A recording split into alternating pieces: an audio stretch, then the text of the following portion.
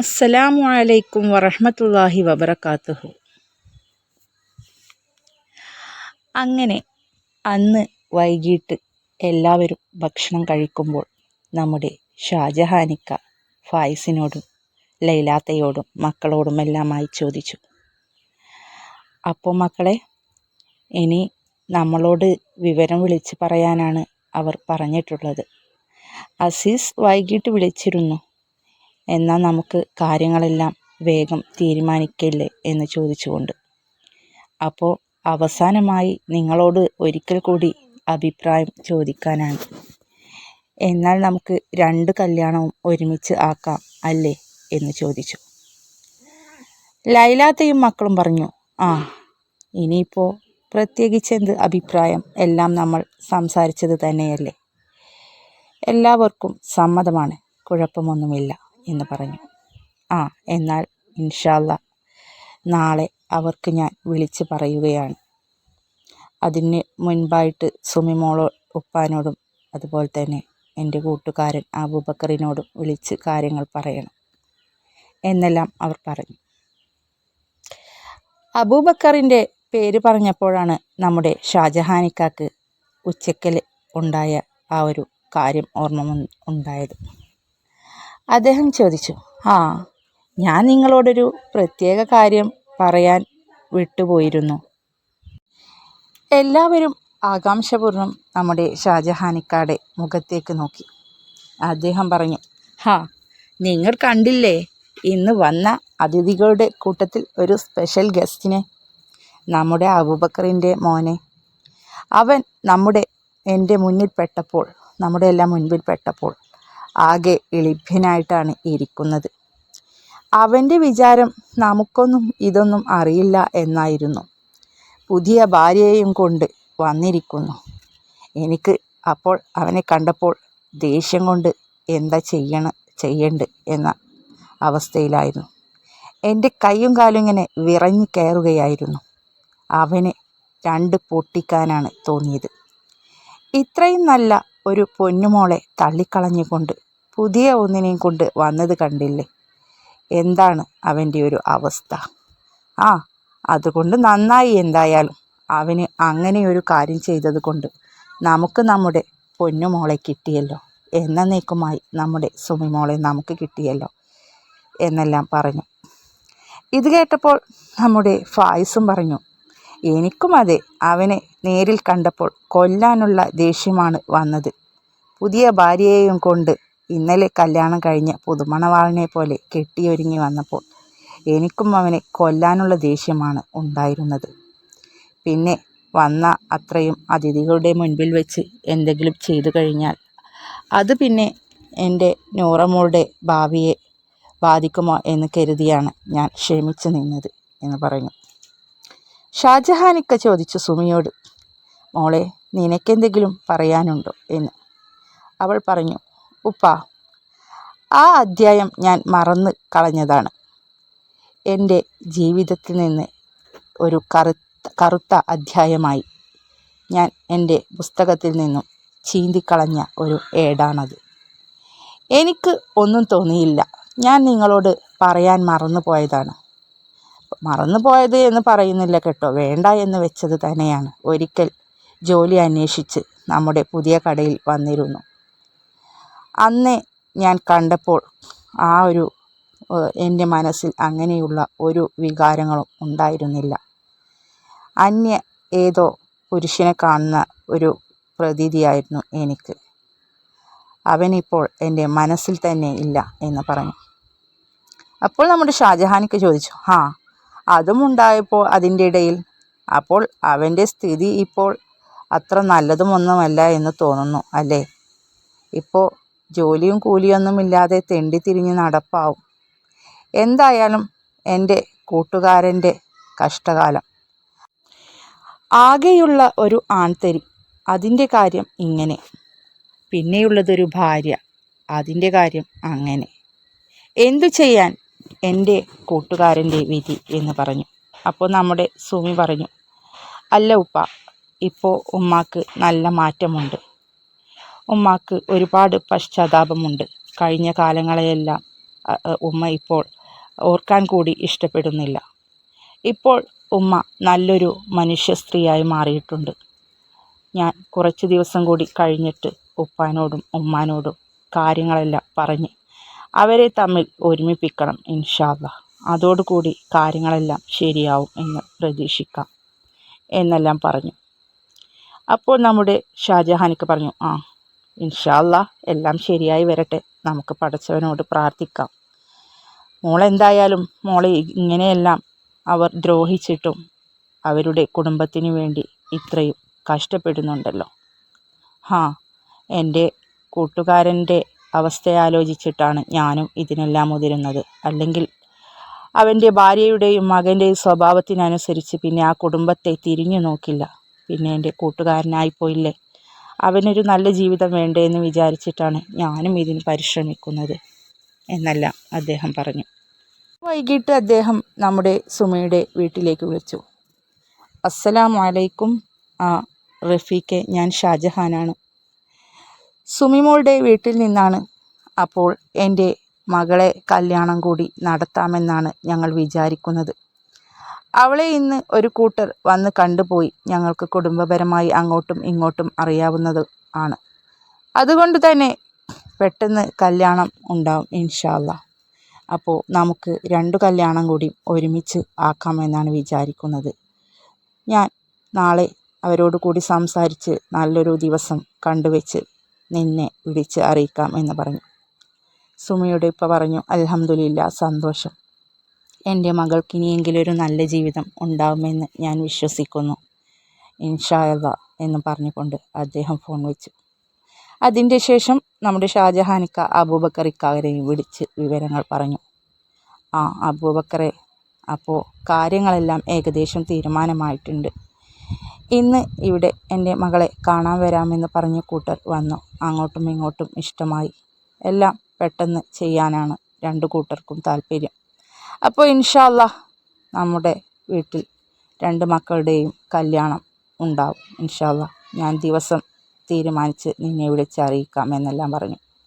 അബൂബക്കറിക്ക പറഞ്ഞു, സന്തോഷം. എന്തായാലും ഇൻഷാ അല്ലാഹ് എനിക്ക് നിൻ്റെ വീട്ടിലെ കല്യാണത്തിന് നടന്നു തന്നെ വരാമല്ലോ എന്ന് പറഞ്ഞു. ഷാജഹാനിക്ക് പറഞ്ഞു, അത് തന്നെ എനിക്കും സന്തോഷം, അൽഹംദുലില്ലാഹ്. എൻ്റെ കൂട്ടുകാരന്മാരെല്ലാം ഓടിച്ചാടി നടക്കുമ്പോൾ നിനക്ക് അതിൽ പങ്കെടുക്കാൻ കഴിഞ്ഞില്ലെങ്കിൽ അത് എനിക്ക് താങ്ങാൻ കഴിയാത്തൊരു വിഷമമായിരുന്നു. നമ്മുടെ വീട്ടിൽ ആദ്യമായി ഉണ്ടാകുന്നൊരു കല്യാണമല്ലേ. നീയും അതിൽ പങ്കെടുക്കും എന്ന് അറിഞ്ഞതിൽ വളരെ സന്തോഷം. എല്ലാത്തിനും അല്ലാഹുവിന് സ്തുതി എന്ന് പറഞ്ഞുകൊണ്ട് ഷാജഹാനിക്ക് ഫോൺ വെച്ചു.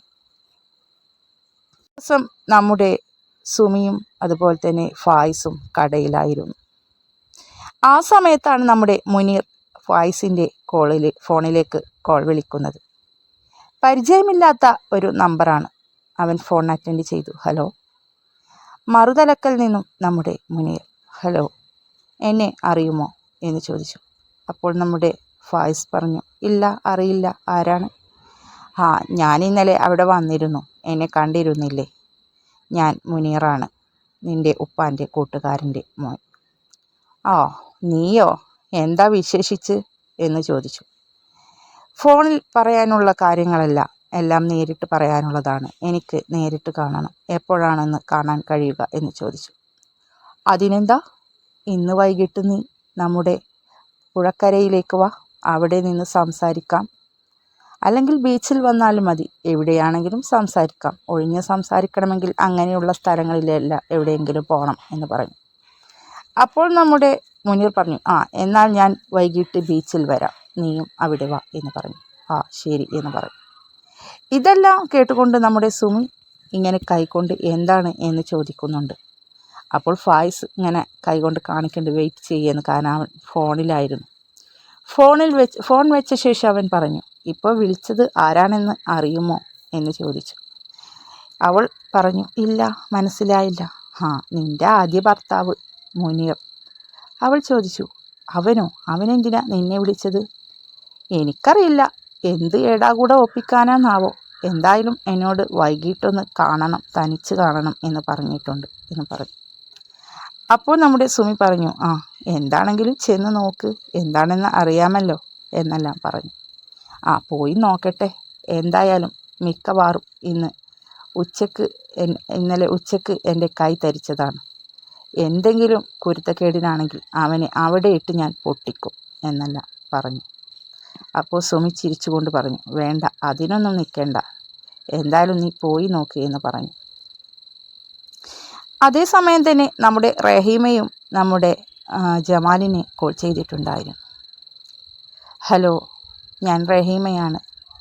അപ്പോൾ ജമാൽ പറഞ്ഞു, ഓ, നീ ഇപ്പോഴാണോടി വിളിക്കുന്നത്?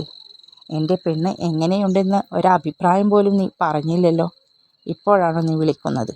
ഇന്നലെ പെണ്ണ് കണ്ട് പോയിട്ട് എന്ന് പറഞ്ഞു. അപ്പോൾ നമ്മുടെ റഹീമ പറഞ്ഞു, എടാ, ഇന്നലെ വന്നത് മുതൽ എനിക്ക് ഭയങ്കര ക്ഷീണമായിരുന്നു, ഞാൻ കിടക്കുകയായിരുന്നു, അതുകൊണ്ടാണ് ഞാൻ വിളിക്കാതിരുന്നത്. ഇന്ന് ഒന്ന് ഫ്രീ ആയിട്ട് വിളിക്കാമെന്ന് കരുതി. ഞാൻ നിന്നെ ഒരു അത്യാവശ്യ കാര്യം പറയാൻ വിളിച്ചതാണ് എന്ന് പറഞ്ഞു. അപ്പോൾ ജമാൽ പറഞ്ഞു, അത്യാവശ്യം അവിടെ നിൽക്കട്ടെടി, എങ്ങനെയുണ്ട് എൻ്റെ പെണ്ണ്, നിനക്ക് ഇഷ്ടമായോ എന്ന് ചോദിച്ചു. തിരക്ക് കൂട്ടേണ്ട, നിൻ്റെ ഒരു പെണ്ണ് കണ്ടുവന്നപ്പോഴേക്കും അവൾ നിൻ്റേതാണെന്ന് നീ അങ്ങ് തീരുമാനിച്ചോ? ഈ കാര്യം പറയാൻ തന്നെയാണ് ഞാൻ നിനക്ക് വിളിച്ചത്. എന്നിട്ട് ഈ ഒരു പെണ്ണിനെയാണോ നീ കല്യാണം കഴിക്കുന്നത്?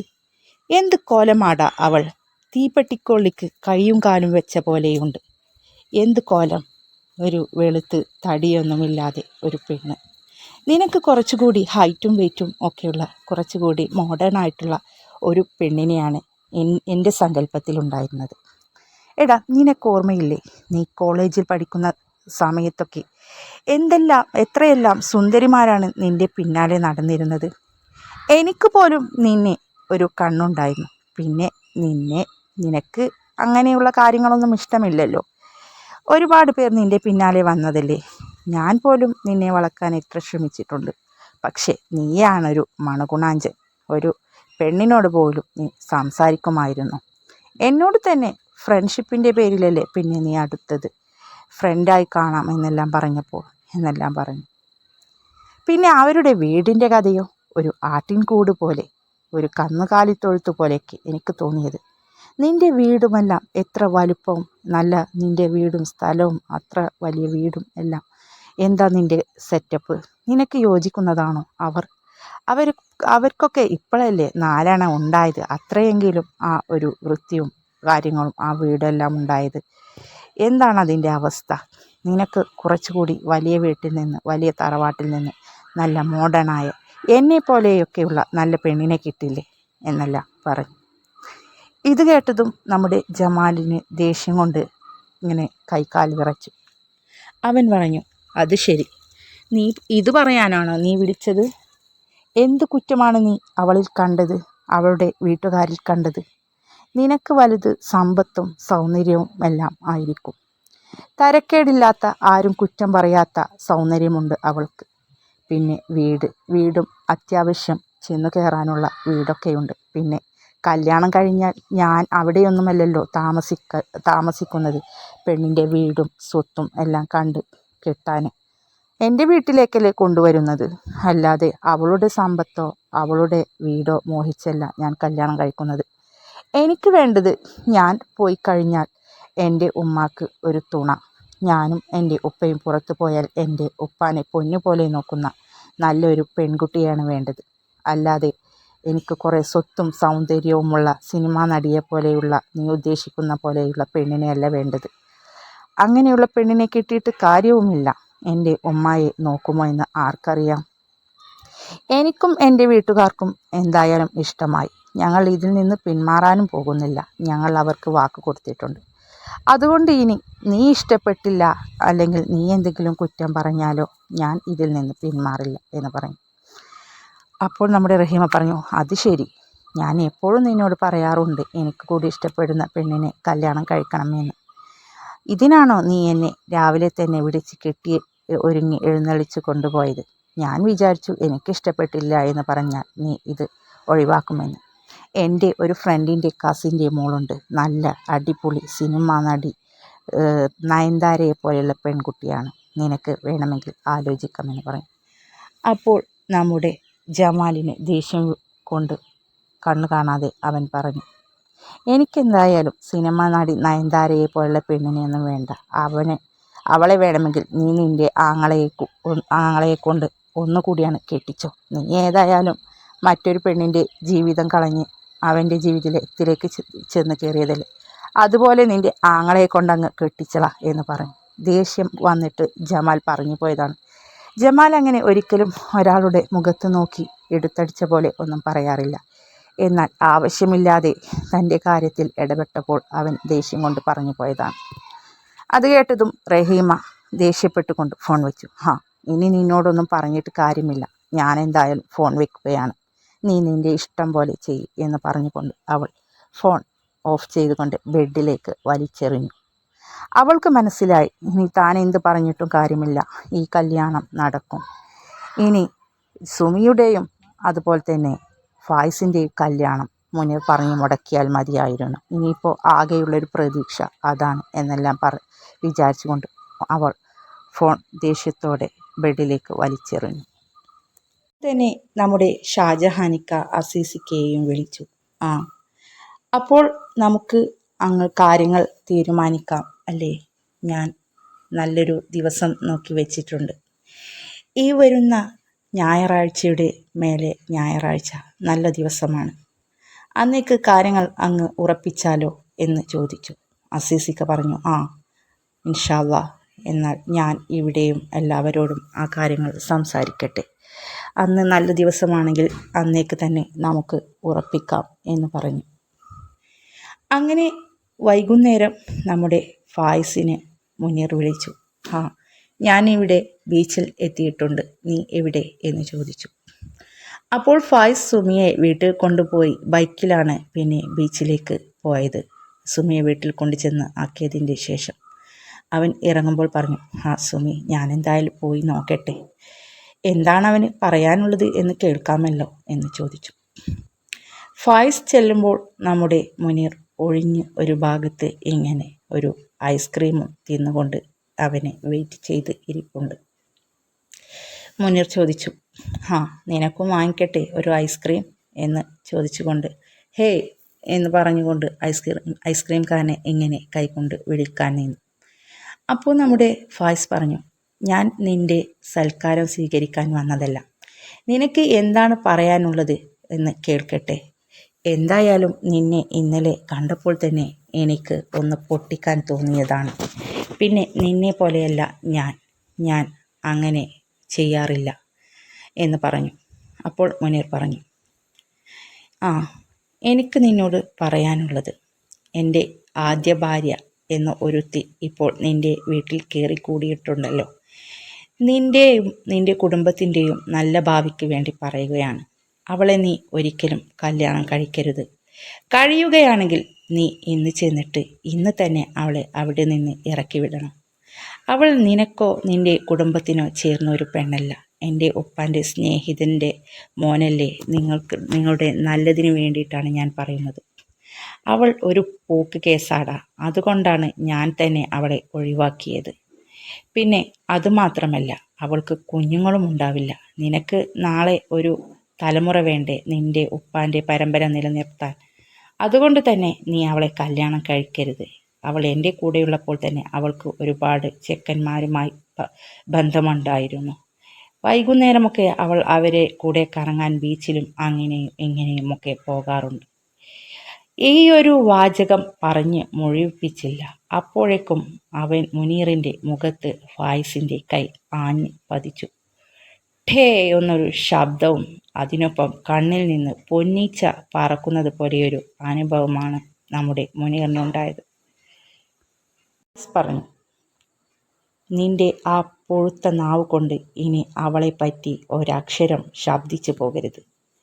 എന്ത് യോഗ്യതയുണ്ടടാ നിനക്ക് ഇതെല്ലാം പറയാം? നിന്റെ ഉപ്പ എൻ്റെ ഉപ്പാൻ്റെ സ്നേഹിതനാണ് എന്ന കാര്യം മറക്കേണ്ട. നിന്റെ ഉപ്പ ഒരിക്കലും സ്വന്തം മകൻ്റെ കുറ്റം പറയില്ലല്ലോ, മരുമകളുടെ കുറ്റമല്ലേ പറയേണ്ടത്. എന്നാൽ നിന്റെ ഉപ്പ അവിടെയുണ്ടായ കാര്യങ്ങളെല്ലാം എനിക്കും എൻ്റെ ഉപ്പാക്കും എൻ്റെ കുടുംബത്തിനും നേരത്തെ തന്നെ വിളിച്ചു പറഞ്ഞിട്ടുണ്ടടാ. അതുകൊണ്ടാണ് അവളെ ഞങ്ങൾ വീട്ടിൽ സ്വീകരിച്ചത്. അവളെപ്പോലെയുള്ളൊരു പെണ്ണിനെ അനുഭവിക്കാൻ നിനക്ക് യോഗമില്ലടാ നിനക്ക്. എന്നിട്ട് ആ ഒരു നല്ല പെണ്ണിനെക്കുറിച്ച് നിൻ്റെ ആ പുഴുത്ത നാവ് കൊണ്ട് അപവാദം പറയുകയോ? നിൻ്റെ സ്വത്ത് കണ്ടിട്ടും സൗന്ദര്യം കണ്ടിട്ടും നീ രണ്ടാം വിവാഹം കഴിച്ച കാര്യമൊക്കെ നിൻ്റെ ഉപ്പാൻ്റെ നാവിൽ നിന്ന് തന്നെയാണ് ഞങ്ങൾ അറിഞ്ഞത്. സ്വന്തം മകനെക്കുറിച്ച് ഒരു ഉപ്പ അങ്ങനെ പറയണമെങ്കിൽ എത്ര ഉണ്ടടാ നിൻ്റെ സ്വഭാവം. ഇപ്പോൾ എനിക്കത് നേരിട്ട് ബോധ്യമായി. സ്വന്തം കാര്യം നേടാൻ വേണ്ടി നീ എന്തു വിളിച്ചു പറയാൻ മടിക്കില്ല. ഇപ്പോൾ എന്താ, നിനക്ക് രണ്ടാം ഭാര്യയെ മടുത്തോ? ഇനി അവളെ വേണ്ടി വരും. അതുകൊണ്ടായിരിക്കും ഇങ്ങനെയുള്ള അപവാദങ്ങളെല്ലാം പറഞ്ഞ് ഇങ്ങനെ നുണ പറഞ്ഞ് എന്നെ ആ കല്യാണത്തിൽ നിന്ന് പിന്തിരിപ്പിക്കാമെന്ന് നീ കരുതിയത്. ഇല്ലടാ, അവളെ ഇനി ഞാൻ നിനക്ക് വിട്ടുതരില്ല. നീ എന്നല്ല, ആര് വിചാരിച്ചാലും ഇനി അവളെ ഞങ്ങൾ വിട്ടുതരില്ല. എനിക്കും എൻ്റെ കുടുംബത്തിനും വേണം അവളെ. നീ നല്ല ഒരു മാണിക്കക്കല്ലിനെയാണ് വലിച്ചെറിഞ്ഞത്. ഇപ്പോൾ അവന് കുറ്റബോധം തോന്നിയിട്ടുണ്ടാവും. അതുകൊണ്ടായിരിക്കും കല്യാണം മുടക്കാൻ ഓരോ നുണയും പറഞ്ഞു വന്നിരിക്കുന്നത്. ഇനി എൻ്റെ മുൻപിൽ നിന്ന് പോയാൽ നിൻ്റെ മറ്റേ കവള് കൂടി വീങ്ങും. അല്ലെങ്കിൽ വേഗം എൻ്റെ കൈപ്പാട്ടിൽ നിന്നും പെയ്ക്കോ എന്ന് പറഞ്ഞുകൊണ്ട് നമ്മുടെ ഫായിസിങ്ങിനെ ദേഷ്യം കൊണ്ട് വിറഞ്ഞു തൂളുകയാണ്. ഇതെല്ലാം കണ്ട് ഭയന്ന് വിറച്ചിരിക്കുകയാണ് നമ്മുടെ മുനീർ. ഇനി അവിടെ നിന്നിട്ടോ അവനോട് എന്തെങ്കിലും സംസാരിച്ചിട്ടോ കാര്യമില്ല. തൻ്റെ സുമിയെ തനിക്ക് എന്നേക്കുമായി നഷ്ടപ്പെട്ടു. അവൾക്ക് മറ്റൊരു ജീവിതം കിട്ടാൻ പോവുകയാണ്. അവൻ പറഞ്ഞതുപോലെ, ഫായിസ് പറഞ്ഞതുപോലെ തനിക്ക് അവളെ അനുഭവിക്കാൻ യോഗമുണ്ടായില്ല. താനായിട്ടും തൻ്റെ ഉമ്മയായിട്ടും തന്നെയാണ് ആ ഒരു യോഗം നശിപ്പിച്ചത്. ഇനി അവിടെ നിന്ന് മെല്ലെ സ്ഥലം കാലിയാക്കുന്നതാണ് നല്ലത്. അല്ലെങ്കിൽ ഫായിസ് തന്നെ വീണ്ടും തല്ലും. അവൻ്റെ പണികൾ തൻ്റെ കൈ പോലെയല്ല, പണിയെടുത്ത് തഴമ്പിച്ച കൈയാണ്. അവൻ്റെ ആ കൈ കൊണ്ട് ഇനി ഒന്നുകൂടി താങ്ങാനുള്ള ശക്തി തനിക്കില്ല. അതുകൊണ്ട് ഇവിടുന്ന് വേഗം പോവുകയാണ് നല്ലത് എന്ന് വിചാരിച്ച് മുനീർ പെട്ടെന്ന് തന്നെ അവിടുന്ന് സ്ഥലം കാലിയാക്കി. അതുപോലെ തന്നെ ഫായിസും ഇവനൊന്നും ഇനിയും നന്നാവില്ല, പഴയ സ്വഭാവം തന്നെ എന്ന് പിറുപിറുത്തുകൊണ്ട് ഫായിസും അവിടെ നിന്ന് തൻ്റെ വീട്ടിലേക്ക് പോയി.